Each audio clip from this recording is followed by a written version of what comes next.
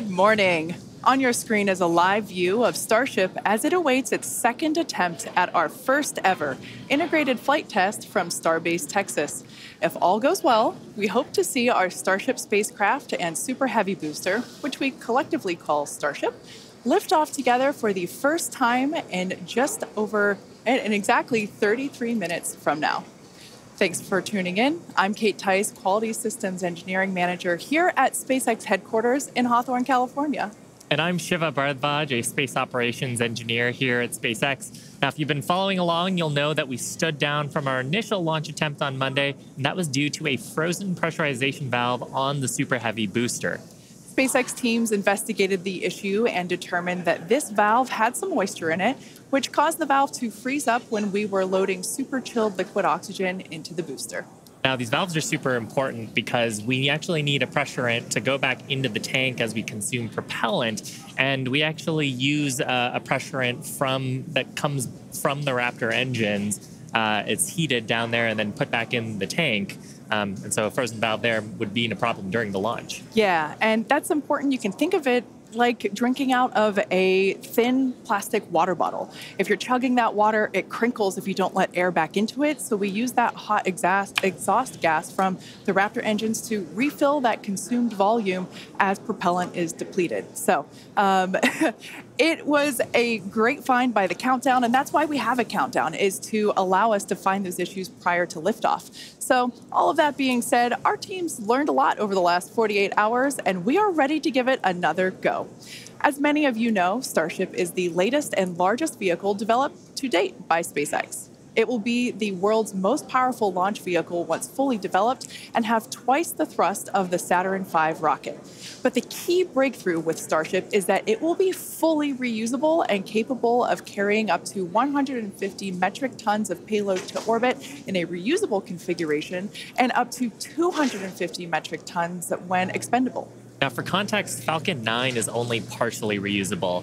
We recovered the largest part of the rocket, that's called the first stage, but we don't recover the second stage.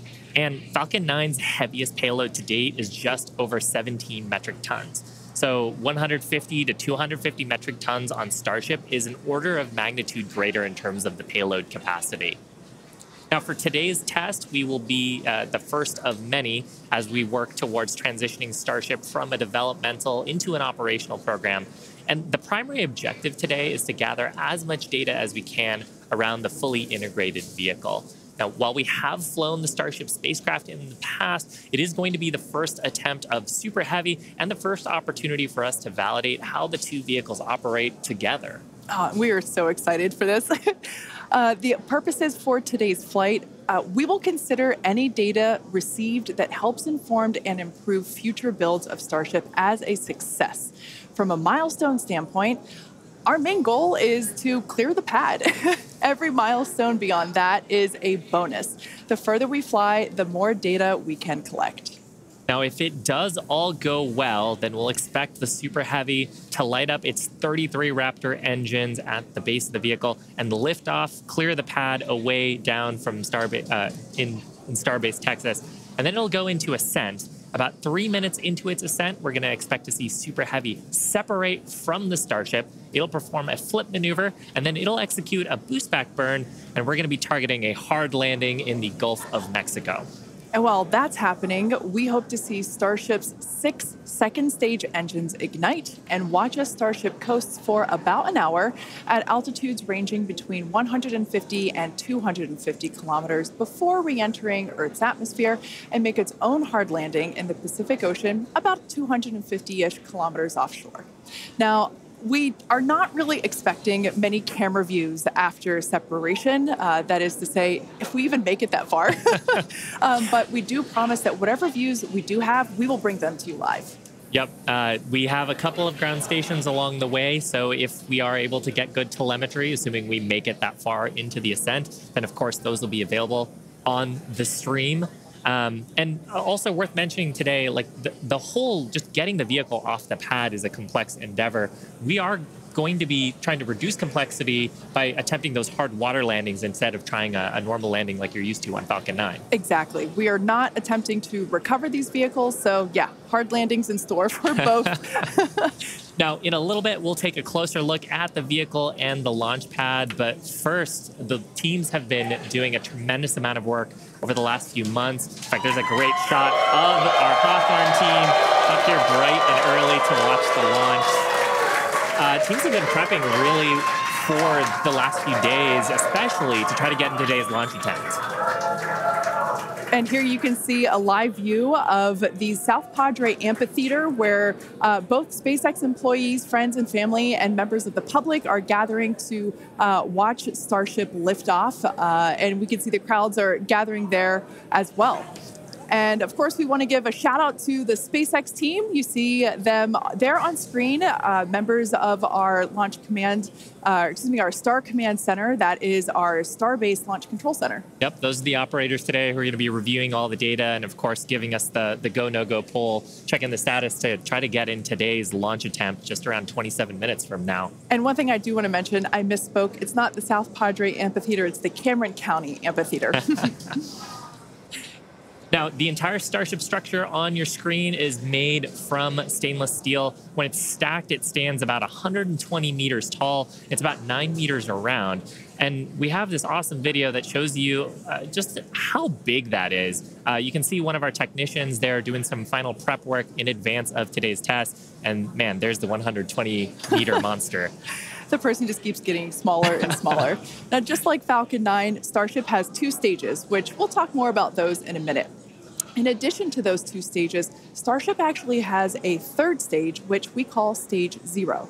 It consists of all the launch pad infrastructure built around the rocket, as you can see there on your screen, and it's truly an engineering feat in its own right. Yeah, we've got a great shot there of the various different components of it. The pad, the infrastructure, all that is required to get into filling the tanks. Now, let's talk about the Super Heavy. Its name says everything. It's super, it's heavy, it's super heavy. When it's operational, it'll be responsible for providing the power to escape that mighty gravitational pull of Earth that we've got here and take Starship into orbit. The booster itself stands about 70 meters tall and is roughly the same height as a fully integrated Falcon 9, which is just so crazy to me. But this Super Heavy booster has a diameter roughly 2.5 times that of Falcon 9, and with 33 much larger engines. We have a beautiful view here. This is one of my favorite views that we're going to get today. Those are our 33 Raptor engines at the base of the Super Heavy booster. Yep, and you can see they're in a couple of different rings here. So we've got the outer ring of 20 static engines. They're going to be providing a huge amount of thrust today to lift off the entire stack. But then we've got the 13 gimbaling engines in the middle, and they're going to be providing the tilt maneuvers and also helping to reorient the booster as it comes back later in today's flight. Yeah, and when we say gimbal, it's basically tilting or almost wiggling the engines a few degrees in either direction to allow the booster to steer itself, just as you said, Shiva. And we'll get some great shots later of actually a wiggle test that we perform ahead of liftoff, just to make sure that all of those engines are able to control their full range of control authority. One thing to note, those Raptor engines are completely designed and manufactured in-house. They are, as many of you know that have been following along, they are a reusable methane oxygen staged combustion type engine. So it's a lot of words there.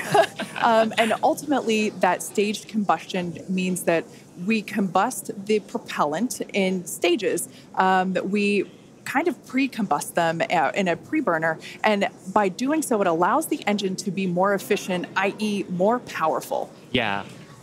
Now, like Falcon 9, the Super Heavy has 4 grid fins to assist with orienting itself in its return back to Earth. We got a shot of them there beneath the Starship's aft flaps. Now, as we talked about earlier, Super Heavy is not going to be attempting a land landing today, but with this flight test, we're still trying to get as much data as we can. We're focusing on the fundamental systems and operations, so that's the liftoff portion. But we are going to try to get some data on how the fins work and for that water landing that Super Heavy is going to be making after ascent. I love that great view of the fins there. Now, Starship, or the spacecraft, is the second stage, and it makes up the top portion of the vehicle. It's designed for carrying passengers and cargo to Earth orbit and beyond. It stands about 50 meters tall, which is a little taller than the Statue of Liberty. It's comprised of 6 Raptor engines, 3 sea level and 3 vacuum engines, which are optimized to operate in the vacuum of space. And they provide a maximum of 258,000 tons of thrust in vacuum.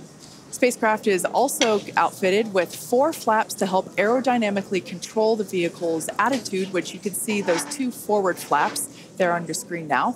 So they help control the vehicle's attitude during atmospheric flight and enable precise landing at the intended location.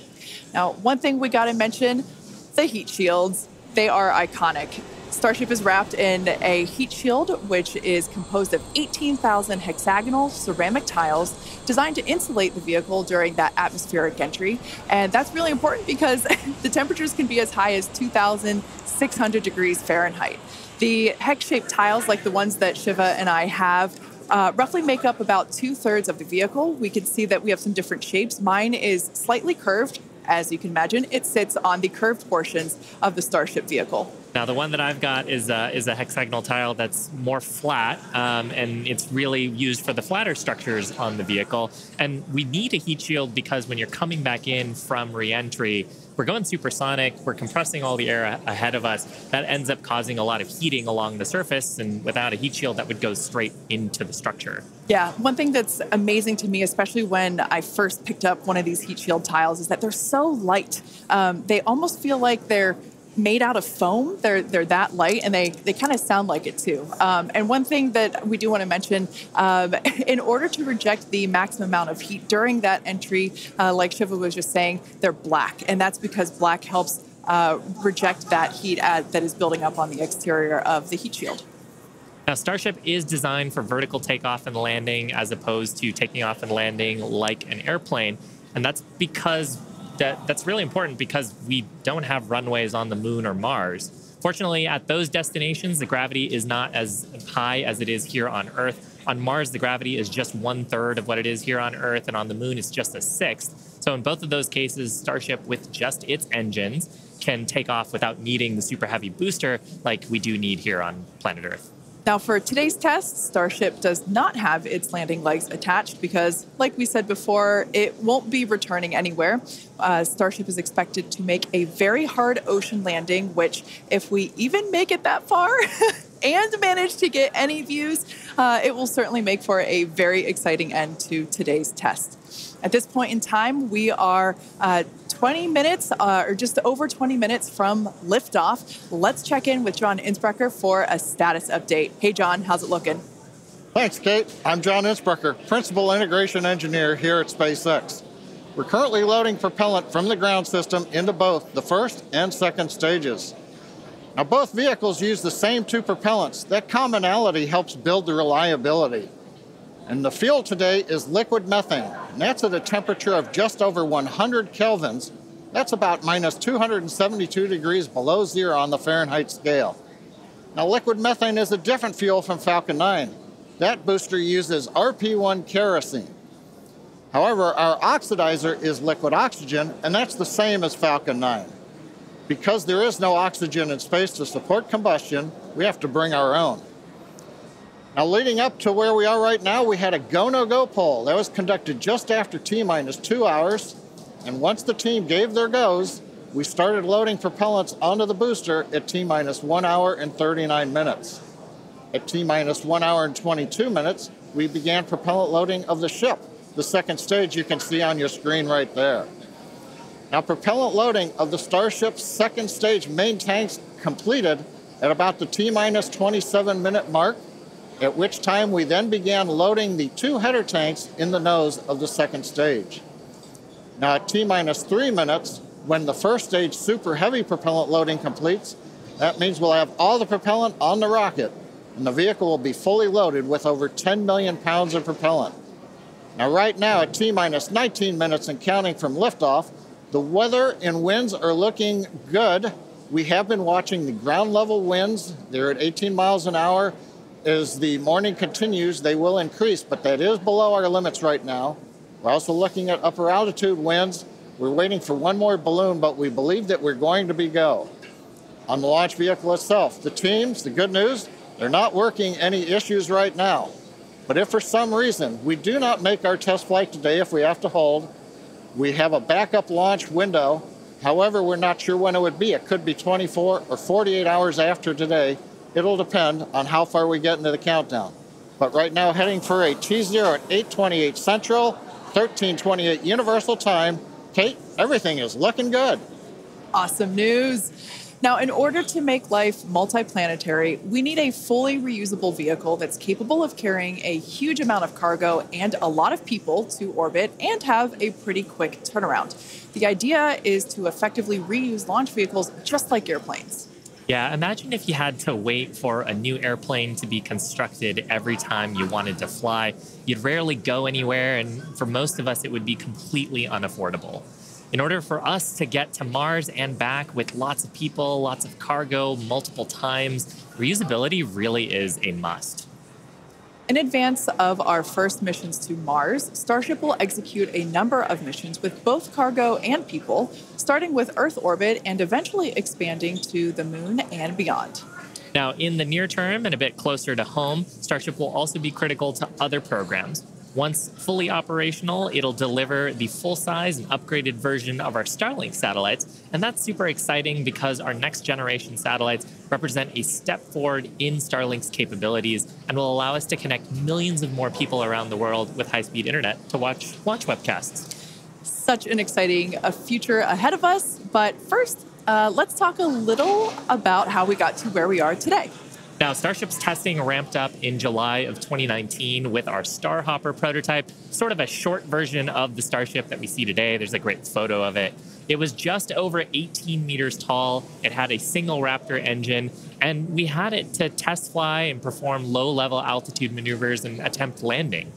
The initial test flight, or hop, reached about 20 meters in altitude. That was followed by the one that you've got on your screen here. This was our 150-meter altitude hop. We went up, took a little jaunt away, about 100 meters or so away from the launch pad, used that Raptor engine to fly and actually land. And actually, this hopper is actually down at Starbase now. Yeah, I love this shot. It's just so fun to see it fly. After a series of 150-meter hop tests with earlier prototypes, the Starship program saw a major breakthrough during a test flight of the vehicle known as serial number 8, or SN8. You can see it there on your screen now. In December 2020, SN8 demonstrated a first-of-its-kind controlled aerodynamic descent and landing flip maneuver. 2 words, belly flop. The SN8 prototype rose to an altitude of 12.5 kilometers or 7.8 miles and conducted a belly flop maneuver, which you see there, during its descent. While it didn't stick the landing, the test was a major milestone in the development of Starship. In fact, we should be able to see that unfortunately failed landing. Boom. It was fun to watch, though. Rapid unscheduled disassembly, but learned a lot of data. Now, the testing continued on to prototype serial number 9. It took a 10-kilometer flight. That's about 6.2 miles up. In February of 2021, we had a nominal ascent. We executed the engine cutoffs once we got to the top of the altitude window. We did that belly flop maneuver, which is so much more fun to say than controlled descent, aerodynamic maneuver. That was all stable, but unfortunately, we had a dramatic end on this flight as well. We had a failure on one of the engines that resulted in another pretty large fireball. But what was really cool about both of those flights was how much we learned just between serial numbers 8 and 9 and how quickly we were able to achieve our primary objectives in those 2 flights. In addition to that, we got so much data that demonstrated control of the vehicle in that subsonic regime. Ultimately, we performed 9 Starship high-altitude test flights in total. And then, as you see on your screen there, in May of 2021, SN15 launched from Starbase, reached an altitude of about 10 kilometers, performed a number of maneuvers, and safely returned to the launch site. This was the first Starship prototype to fly, control its descent, safely land, and be recovered in one piece. And people were cheering like crazy I was after one of that them. test flight. Now, having achieved those successes in our suborbital campaign, one of the next big challenges is for the upper stage when it comes to reusability and surviving the hypersonic, really high heating phase of entry. Combined with the later ability to refill Starship's tank with propellants, the fuel and oxygen, while we're on orbit, that will enable us to have a fully reusable transportation system that's designed to carry both crew and cargo on long-duration missions, interplanetary flights, and will help humanity get to the moon, travel to Mars, and beyond in our solar system. This is all just basically our path of progress, basically an iteration on each vehicle. And that iterative process is a core part of how we work here at SpaceX. We like to test early and often, publicly as well in our case, and that's both for hardware and software. And while it doesn't always go as expected, we learn so much from it, and it informs our next attempt. Yeah, we learn a lot from actually putting the vehicle through flight-like tests. Even the test on Monday gave us an opportunity to learn more about the vehicle into today's launch attempt, and so far things are looking really good. Now, we are continuing into our countdown. We're about T-minus 12 minutes to go. I think it's a perfect time for another check-in with John Innsbrucker. How's it going, John? Well, Shiva, the good news is that the nets are quiet. The teams are currently working. No significant launch vehicle issues. You can see the T clock there on your screen, T-minus 12 minutes, 10 seconds, and counting. Propellant loading is continuing on both the Super Heavy and the ship stages. You can see the graphic on the left-hand side of the screen. Most recently, we began loading liquid oxygen and liquid methane fuel into the header tanks on Starship. Those are two small tanks just underneath the nose of the second stage. Now that started at T-minus 27 minutes. That'll be wrapping up at about T-minus 9 minutes. Now the Starship second stage main fuel and LOX tanks are loaded for flight right now. The Super Heavy first stage booster propellant loading is continuing, and that'll go till about T-minus 3 minutes. We're underway with engine chill as we get ready for T0, and we're also configuring the launch pad for liftoff. The booster hold downs have been unlatched.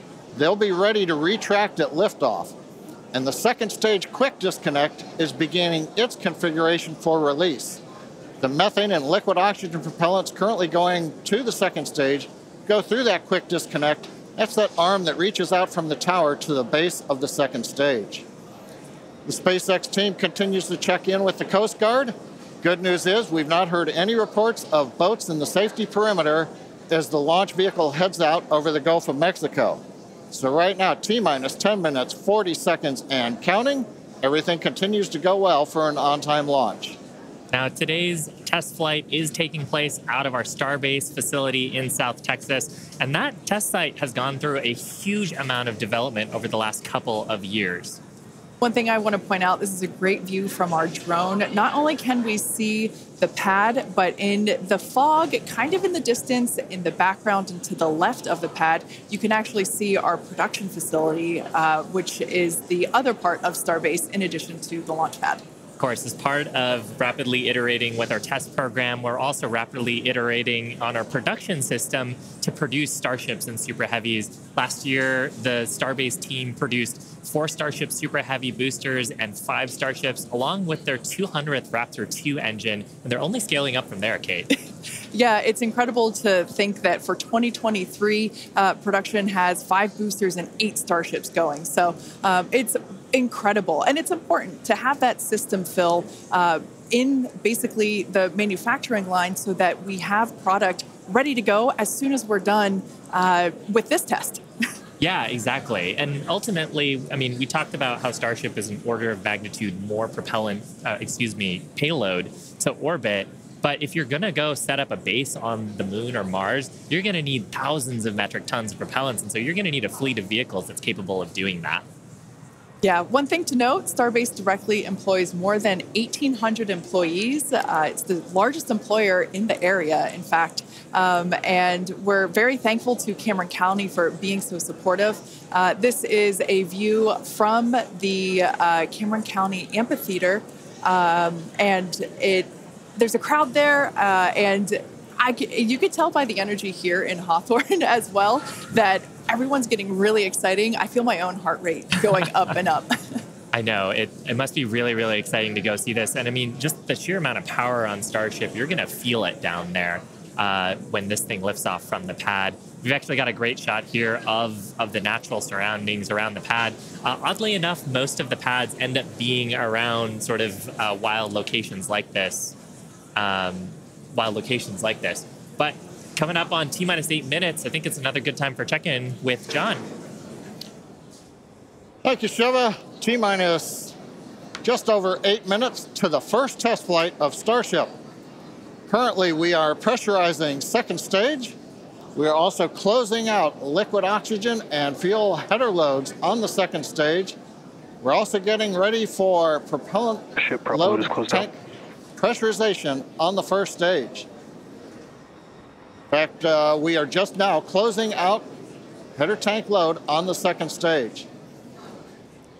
Now with the header tanks loaded and closed out, that means we're down to just the first stage to finish loading. That'll finish about T-minus 3 minutes. And at that point, when both stages are loaded, we will have the 10 million pounds of liquid propellant on board. Now in the next few minutes, the guidance system will begin its final alignment for flight during a quiet period when the rocket's not doing anything. The automated flight termination system will be armed, and a final TVC checkout will be performed. Those are the engine wiggles, and hopefully we'll be able to see that with the cameras underneath the vehicle and maybe even the second stage engines. And there's a view looking underneath the super heavy first stage with the 33 Raptor engines. Now a reminder as we continue counting down, if we do need to hold, the point where we hold the clock would be at T-minus 40 seconds. We can pause there. Typically in the past, if we need a little bit more time to finish final checkouts or do some pressurization of the onboard storage tanks, that's where we would hold. But currently we're not hearing a need to hold, so at 6 minutes, 27 seconds, everything looks good. And of course, Kate, Shiva, as we get close, we're going to get into the engine ignition sequence of 33 Raptors, and that's going to be something new for everybody. I cannot wait for that moment. So for those of you that are familiar with how we launch Falcon 9 rockets, you probably know that we light all 9 of those first stage Merlin 1D engines all at once. It's pretty different than what we do, or what we're attempting to do today. We're actually going to be igniting those 33 engines in banks or clusters, and that sequence starts at T-minus 6 seconds. Yeah, and the ignition sequence is a little bit different, both in terms of the timing and also the ignition method. So on Falcon 9, we use a chemical called T-Tab. It's a pyrophoric material, so that means when you mix the two together, it produces a flame that kicks off that green characteristic spark on Falcon 9 missions. But actually on Starship, we use electrical ignition systems. Many of those are integrated on the ground system here.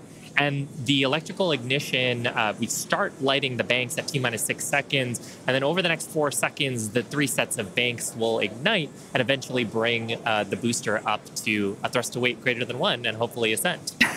Super exciting. Like we said, pretty different from our Falcon 9 launches, and so this will be the first time that any of us have gotten to see this type of integrated test flight with both the Starship and the Super Heavy booster.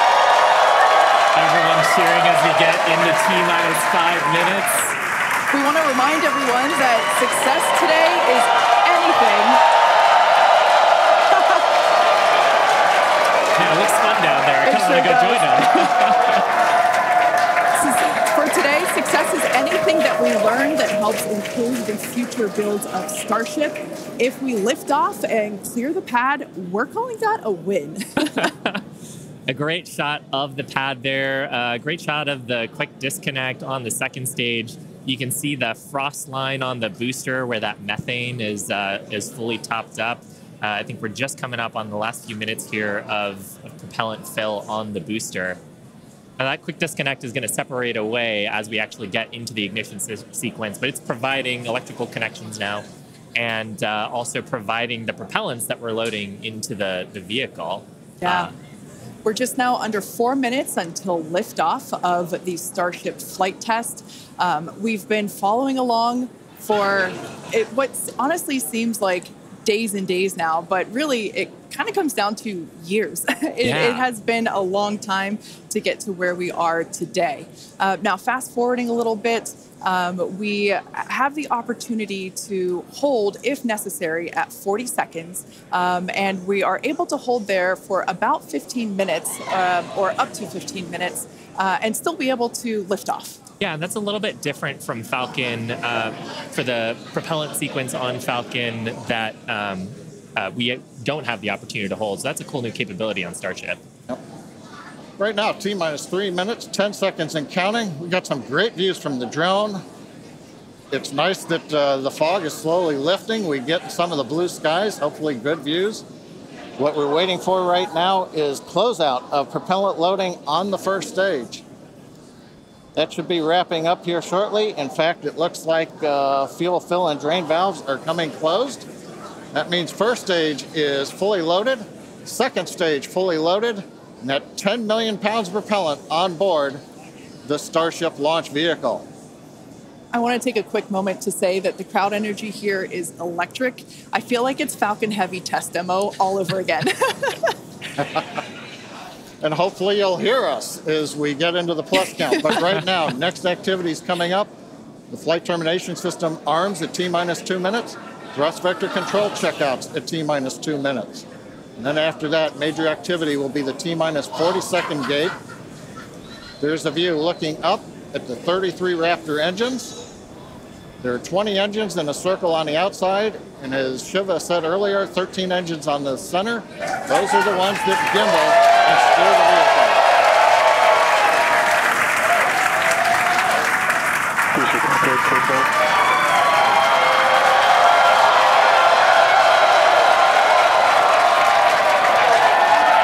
I don't think I've ever seen someone so excited for TVC wiggles. Love this view. These are the 33 Raptor engines at the base of the Super Heavy booster. I think we can see those wiggles now. We're currently inside 90 seconds. Next major activity, T-minus 40 seconds. That is a gate, a decision point. We're waiting. Possibility the propulsion team may need a few minutes. Flight termination system is armed for flight. We're getting ready for T-minus 1 minute and counting. No, T-minus 1 minute and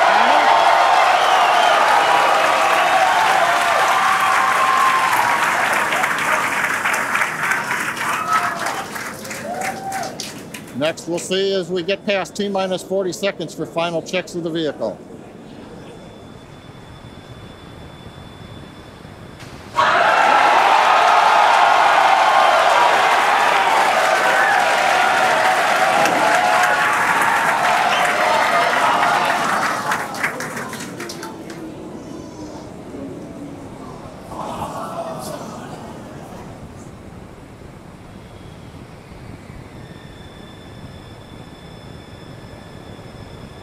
Okay, you can see the clock is recycled. Flight director has called a hold. We are recycling. For the moment, we'll see where they move the clock back to. They could hold at T-minus 40 seconds. They could go to an earlier point. Give us a minute to listen into the nets, and we'll see if we can get you more information to share.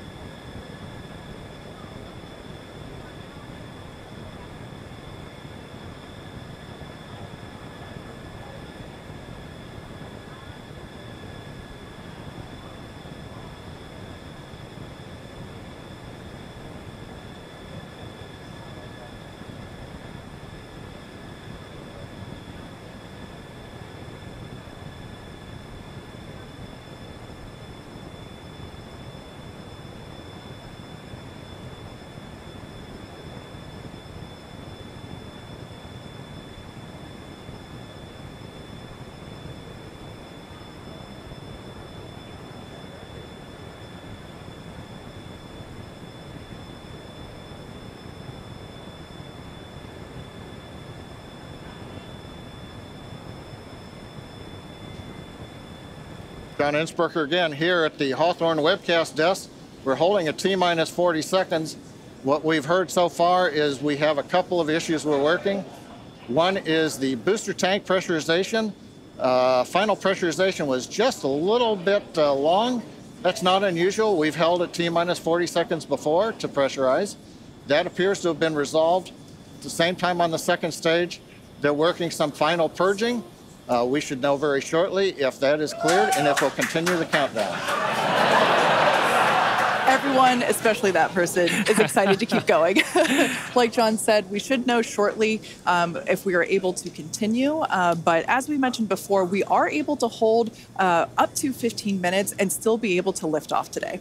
Yeah, on Falcon 9, it's a little bit different. Once we start propellant loading, we pretty much have to go at the targeted time. Otherwise, the propellants can warm up and we may not have the performance for that particular mission profile. It's a little bit different on Starship. Folks, if I can interrupt, it looks like they're clearing all the flags, and we're going to release at T-minus 40 seconds. That is amazing news. Amazing. Team working quickly through their issues on first and second stages. And I'm sure all of the rehearsals and simulations that they've been doing have prepared them to evaluate this data quickly to try to get us in for today's launch attempt. For those of you just joining, we have a brief hold at the T-minus 40 second mark. The team is resolving one issue with the bleed purge on the stage 2 Raptors. Like John just said, the teams are quickly working that, and it looks like the flags are being cleared as we speak. So we should be able to resume the launch countdown any moment now. And it's worth noting on Starship that once we resume the countdown, it restarts from the 40-second period, and then we keep going unless another condition pops up. So stick around, because Starship could be going here real soon. Don't walk away, that's for sure. Amazing views here coming to us from Starbase, Texas. Cheering to close the start again.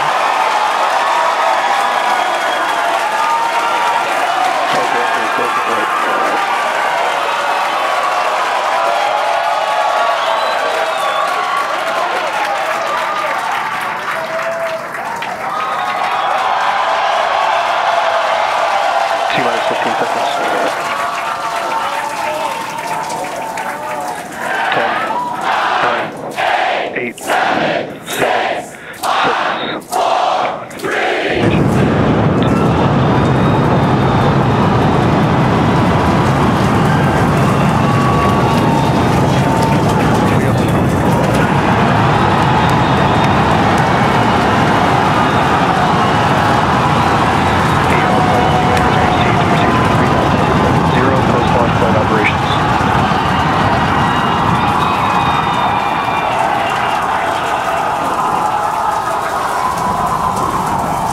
Booster chamber pressure is nominal.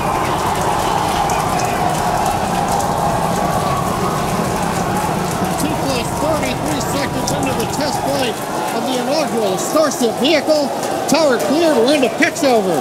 Propulsion reports first stage engines nominal. What a sight from the ground cameras at Starbase. We're flying at twice the thrust of the Saturn V heading to space.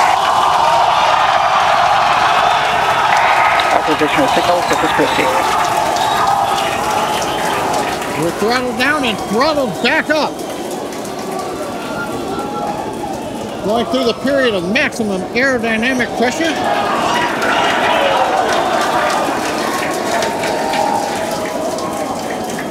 As the velocity increases, the density of the atmosphere is decreasing. Max Q. Lessening stress on the vehicle. The call out, max Q now.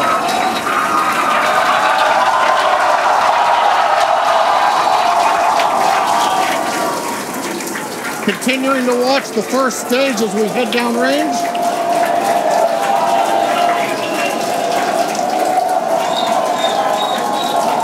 A 100 seconds into flight.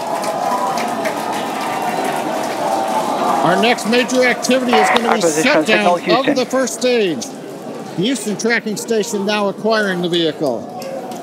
With shutdown, we will get separation of Starship from Super Heavy and ignition of the Starship engines.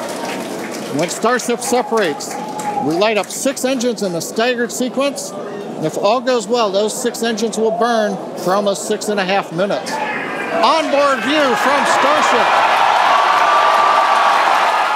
And there's views of the Raptor engines on the second stage as we prepare for stage separation.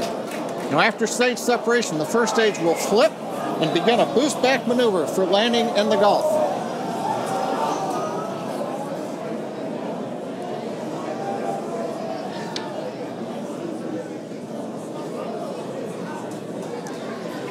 Continuing to fly, 2 minutes 40 seconds. Let's get ready for main engine cutoff. Booster engine cutoff. Beginning to flip for stage separation.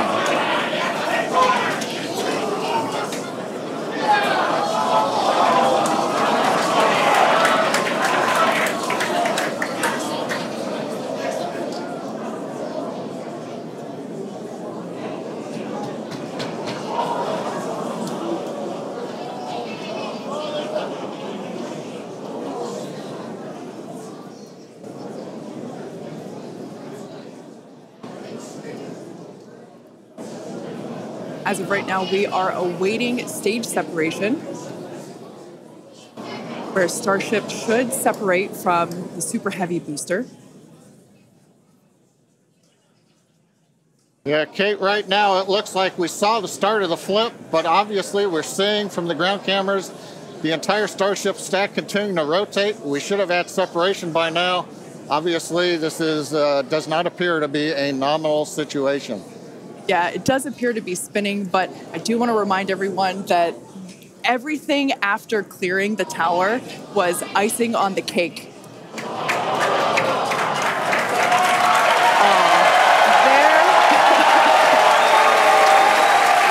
there, as you saw, as we promised, an exciting end to the Starship inaugural integrated test flight.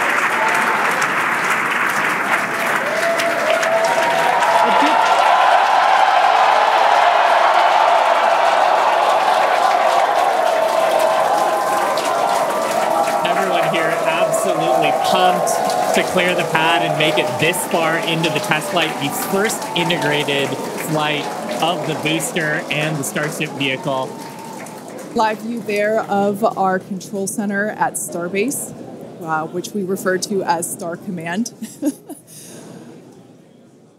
As we said before, obviously we wanted to make it all the way through, but to get this far, honestly, is amazing. Well, if you're just joining us, Starship just experienced what we call a rapid unscheduled disassembly, or a RUD, during ascent.